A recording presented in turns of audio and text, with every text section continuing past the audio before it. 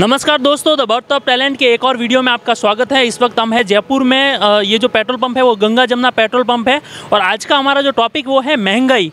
महंगाई आम जनता को बहुत ही परेशान कर रही है और पेट्रोल डीजल की दाम की हम बात करें तो वो लगातार बढ़ रहे हैं। और अभी कुछ दिनों पहले केंद्र सरकार ने पेट्रोल और डीजल के दामों पे मतलब अपना जो टैक्स होता है वो थोड़ा कम किया था। उसके बावजूद भी राजस्थान में पेट्रोल की जो कीमत है वो 108 रुपये है। तो 108 रुपये अगर हम देखा जाए बाकी राज्यों की तुलना में तो वो बहुत ज़्यादा है। और अगर हम बाकी राज्यों की बात करें जैसे गुजरात है या फिर और बहुत सारे राज्य हैं जहाँ पे 100 के अंदर पेट्रोल की प्राइस है। राजस्थान और महाराष्ट्र एकमात्र ऐसे राज्य हैं जहाँ पे 100 से ऊपर की प्राइस है। अभी हम यहाँ पे लोगों से बात करेंगे और लोगों का व्यू जानेंगे कि जो पेट्रोल की प्राइस ज़्यादा है तो उनके जेब पर इसका क्या इफेक्ट पड़ता है। तो आइए हम अपने दर्शकों से कुछ बात करते हैं, यहाँ पे महंगाई के बारे में कुछ बात करते हैं।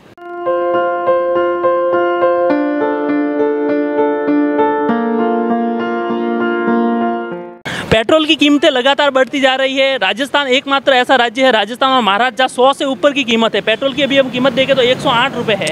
तो इससे आम आदमी के जेब पर क्या इफेक्ट पड़ता है? भैया हम तो मजदूर आदमी हैं, बहुत परेशानी होता है हमारे को। तो महंगाई बढ़ रही है, इससे आम आदमी के जो घरेलू बजट होता है उस पर फ़र्क तो पड़ ही रहा है। देखो महंगाई, आज सिलेंडर भी बढ़ गए। अब सबसे ज़्यादा महंगाई फ़र्क पड़ता है पेट्रोल से। पेट्रोल बढ़ने से घर की हर चीज़ महंगी हो जाती है। इससे क्या ट्रांसपोर्ट बढ़ता है। ट्रांसपोर्ट बढ़ने से ये भी हो गया कि आज मजदूर आदमी दाल खाने में भी हिचकिचाता है। ये सरकार को इसमें वेट कम करना चाहिए ताकि आम आदमी के पॉकेट में कुछ बच सके। इतनी कमाई है नहीं। लोग वक्त पहले ही कोरोना से मारे हुए हैं, नोटबंदी से मारे हुए हैं, कोरोना से मारे हुए हैं और ये महंगाई ने मार दिया, कमर तोड़ दी लोगों की। मतलब महंगाई से कमर टूटी हुई है लोगों की। बता रहे कि कोरोना की मार झेल चुके हैं ऑलरेडी लोग और कोरोना के बाद अभी जो ये महंगाई है जो दिन ब दिन बढ़ती जा रही है, पेट्रोल की कीमतों को लेकर लोग काफ़ी नाराज़ है। और राजस्थान में एक ही डिमांड कर रहे हैं लोग कि अभी राज्य सरकार को कुछ टैक्स पे कम कटौती करनी चाहिए जिससे पेट्रोल और जो कीमतें हैं वो 100 के अंदर आ जाए। और भी अगर हम और चीज़ें देखें जैसे आमदनी दिन ब दिन कम होती जा रही है और महंगाई बढ़ती जा रही है, तो इससे आम आदमी के पॉकेट पर फर्क पड़ता है। वो तो मुझे पता नहीं भैया, मैं स्टूडेंट हूँ। अच्छा, आप स्टूडेंट हो, लेकिन आप स्टूडेंट, आपको भी पॉकेट मनी मिलती होगी घर से। तो पहले जो आप ये भैया उसमें भी ये पेट्रोल इतना महंगा है, ऊपर से ये लोग आधा और ये भी कटिंग कर लेते हैं अपनी बीच में। अच्छा, तो ये बोल रहे हैं कि पेट्रोल पंप पे जो है ये भी कटिंग कर लेते हैं और महंगाई भी इतनी ज़्यादा है तो जिससे आम आदमी परेशान है। तो भाई साहब, जो राजस्थान में आप देख रहे हो पेट्रोल की कीमत 108 के ऊपर है और लोग महंगाई से काफ़ी परेशान है, तो इसके ऊपर आपका क्या व्यू है? इसके ऊपर हमारा तो आम व्यक्ति के ऊपर ज़्यादा बोझ पड़ा है इस पर। और सबसे ज़्यादा देखा जाए ना तो इसमें जो नुकसान हुआ आम व्यक्ति को ही हुआ है। आम व्यक्ति पहले तो परेशान था कोविड को लेके, फिर दूसरे बाद में ये महंगाई की वजह से, ठीक है, सब्सिडी के नाम पे सिलेंडर हो गया। तो किसी न किसी तरीके से आम आदमी को लूटा ही जा रहा है और शोषण हो रहा सिर्फ आम आदमी का ही। व्यक्तिगत रूप से देखा जाए या किसी भी चीज़ से आप देखा जाए तो महंगाई की तो मार एकदम से झेल ही रहा है गरीब आदमी, ठीक है। और रही बात जो मिनिमम वेज है उसमें भी कोई बढ़ोतरी लेके है नहीं, सरकार की तरफ से कोई इंतज़ाम पुख्ता है नहीं। देखा जाए तो मिनिमम वेज को लेके जो किया जा रहा है, मिनिमम वेज के अंदर आज भी वही रेट चल रही है 443 से 553, जिसमें 26 दिन से अगर अपन जोड़ा जाते हैं तो 553 एक आदमी की दिहाड़ी है। जबकि उससे लोअर कास्ट में जो चौकटी पे बैठने वाला उसकी 650 है, ठीक है। और फिर ऊपर से अगर मान लो कोई आदमी छोटा मोटा साधन से अगर अपना कहीं जाता भी है तो आप कैसे कैलकुलेशन करेंगे? तो भाई साहब का कहना है कि महंगाई दिन ब दिन बढ़ती जा रही है। तो आपको लगता है कि जो सेंट्रल गवर्नमेंट है, जो केंद्र सरकार है, उन्होंने अभी पेट्रोल और डीजल की वेट में कम किया था तो जिससे 6 से 7 रुपये फ़र्क पड़ा था, तो अभी राजस्थान में उसके बावजूद भी 108 रुपये प्राइस है। तो अभी स्टेट गवर्नमेंट जो है हमारी गहलोत सरकार है राजस्थान की, उसको इसकी कीमतों पे वेट पे थोड़ा कम करना चाहिए। राज्य सरकार को बिल्कुल सोचना चाहिए। जब सेंट्रल गवर्नमेंट से आगे से पारित हो चुका है, पास आउट हो चुका है, हर जगह के अलग अलग रूल रेगुलेशन चल रहे हैं। हरियाणा में जाओगे तो आपको वहाँ अलग मिलेगा, उसके अलग स्टेट में जाओगे तो वहाँ अलग मिलेगा, एक राजस्थान में तो उसमें अलग जाएगा मिलेगा, ठीक है।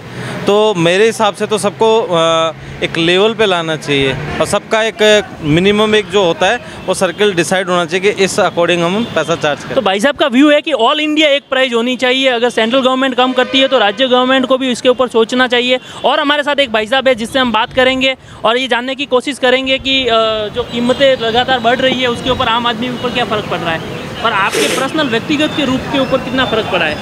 भाई साहब बहुत फ़र्क पड़ा है। जो का आम आदमी है जिसकी सैलरी होती है 15,000 रुपये, जो इससे इतनी कीमत वसूलने का 8 रुपये हो गया 111 रुपये 113 रुपये हो गया पेट्रोल, इतना वही बात है। जो बात है प्राइवेट नौकरी वाले तो मैनेज नहीं कर पा रहे।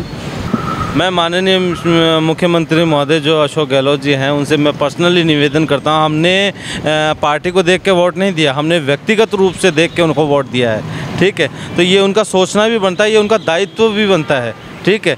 और आम जनता से भी मैं यही आग्रह करता हूं कि कैसे भी करके अपनी एप्लीकेशन या अपनी आवाज़ को बुलंद करके माननीय मुख्यमंत्री को ये सूचित किया जाए कि वो एक निश्चित दर पे पेट्रोल की दर को लेके आए, ताकि आम जनता परेशान ना हो, ठीक है। हर कोई आदमी अपनी आजीविका इसी साधन के भरोसे, छोटे मोटे साधनों के भरोसे अपनी आजीविका को चलाता है, ठीक है।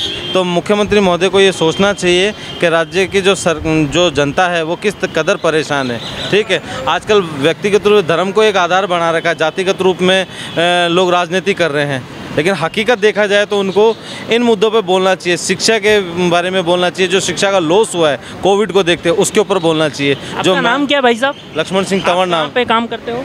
मैं SBI के अंदर एक वेंडर हूँ, ठीक है।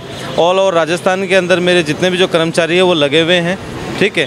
तो कहीं ना कहीं मैं उनकी भी जो किल्लत को देखते हुए मैं खुद भी सोचने में पड़ जाता हूँ कि यार वास्तव में क्या है, क्योंकि मुझे तो जब SBI में मैं एक कोटेशन देता हूँ तब मुझे वो पता रहता है कि ठीक है इसको मिनिमम दर क्या दे रहे हैं हम, ठीक है। और ये मेरी तरफ से नहीं दे रहा हूँ, ये जो गवर्नमेंट ने आगे से जो आदेश पारित कर रखा है उसी के आधार पर हम लोग सैलरी डिसाइड करते हैं, ठीक है। और उसी के आधार पर हम लोग बात करते हैं। धर्म को मुद्दा ना बनाए किसी व्यक्तिगत रूप से हिंदू मुस्लिम वगैरह कर के, धर्म की ही राजनीति चल रही है। और व्यक्तिगत रूप से देखा जाए तो मैं किसी मुस्लिम के पक्ष में नहीं हूँ, ना किसी हिंदू के पक्ष में बोल रहा हूँ। मैं एक आम जनता की आवाज़ को लेके इस मंच पे बोल रहा हूँ कि आम जनता की राय क्या है, कि जो वास्तव में जनता जो पिस रही है जिन चीज़ों को लेके, उन मसलों पे कोई आगे आके बात करे। मेरा छोटा सा पद है लेकिन मैं ज़्यादा नहीं बोल पा रहा हूँ, लेकिन इतना है अगर मुझे कुछ करने का मौका मिलता है तो मैं ज़रूर करता हूँ। तो भाई साहब का कहना है कि राज्य और जो भी सरकारें चल रही है उनको धर्म की राजनीति छोड़ के जो महंगाई और जो बेरोजगारी बढ़ रही है उसके ऊपर कंट्रोल करना चाहिए। कुल मिला के व्यक्ति बहुत ज़्यादा परेशान है, लोगों की बहुत ज़्यादा समस्या है और लोग इस पे ऊपर सरकार से ये गुजारिश कर रहे हैं कि कीमतों को कुल मिला के कम किया जाए, ताकि जो आम आदमी की जो जेब है उस पर ज़्यादा असर नहीं पड़े। तो अगर ये आप वीडियो देख रहे हैं तो इसको ज़्यादा से ज़्यादा शेयर करें और हमारी आवाज़ जो है वो सरकार तक पहुँचाए। अगर ये आप वीडियो यूट्यूब पर देख रहे हैं तो हमारे चैनल को सब्सक्राइब करें। अगर ये वीडियो आप फेसबुक पर देख रहे हैं तो हमारे page the birth of talent को लाइक करना ना भूलें। धन्यवाद।